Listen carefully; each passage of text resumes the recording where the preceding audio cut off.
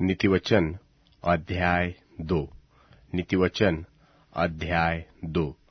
हे मेरे पुत्र, यदि तू मेरे वचन ग्रहण करे और मेरी आज्ञाओं को अपने हृदय में रख छोड़े और बुद्धि की बात ध्यान से सुने और समझ की बात मन लगाकर सोचे और प्रवीणता और समझ का अति यत्न करे और उसको चांदी की नाई ढूंढे और गुप्त धन के समान उसकी खोज में लगा रहे, तो तू यहोवा के भय को समझेगा और परमेश्वर का ज्ञान तुझे प्राप्त होगा, क्योंकि बुद्धि यहोवा ही देता है, ज्ञान और समझ की बातें उसी के मुंह से निकलती है। वह सीधे लोगों के लिए खरी बुद्धि रख छोड़ता है, जो खराई से चलते हैं उनके लिए वह ढाल ठहरता है। वह न्याय के पथों की देखभाल करता और अपने भक्तों के मार्ग की रक्षा करता है।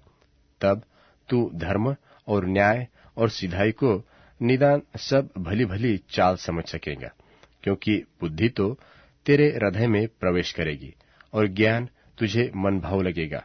विवेक तुझे सुरक्षित रखेगा और समझ तेरा रक्षक होगा, ताकि तुझे बुराई के मार्ग से और उलटफेर की बातों के कहने वालों से बचाए, जो सिधाई के मार्ग को छोड़ देते हैं, ताकि अंधेरे मार्ग में चले, जो बुराई करने से आनंदित होते हैं और दुष्ट जन की उलटफेर की बातों में मगन होते हैं, जिनकी चाल चलन टेढ़ी मेढ़ी और जिनके मार्ग बिगड़े हुए हैं।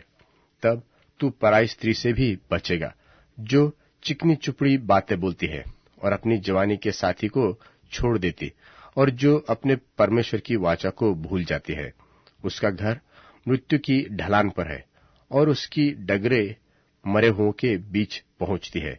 जो उसके पास जाते हैं उनमें से कोई भी लौटकर नहीं आता और न वे जीवन का मार्ग पाते हैं।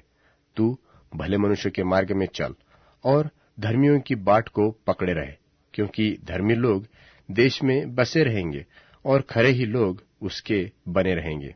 दुष्ट लोग देश में से नाश होंगे और विश्वासघाती उसमें से उखड़ जाएंगे।